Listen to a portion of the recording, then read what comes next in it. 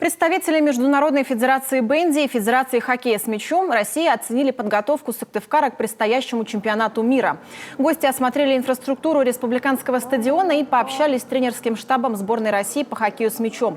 Как отметил во время совещания руководитель дирекции по организации и проведению чемпионата Константин Агафонов, подготовка идет согласно утвержденному плану. Определены места проживания и питания спортсменов, проработаны логистические вопросы, а также визовая поддержка членов национальных команд. В настоящее время идет обучение контролеров-распорядителей и волонтеров чемпионата. Разработан и находится на согласовании антиковидный протокол по профилактике распространения новой коронавирусной инфекции в период проведения чемпионата, а также межведомственный комплексный план по проведению медицинского и санитарно-эпидемиологического обеспечения.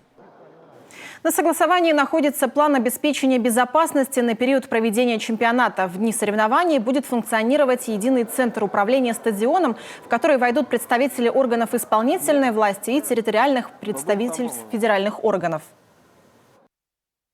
В конце января уже будет известно, сколько команд примут участие в группе «Б». Конечно, надеемся, что все смогут приехать, но наша основная задача на сегодня совместно, коллегиально провести серьезное мероприятие, независимо от количества участников.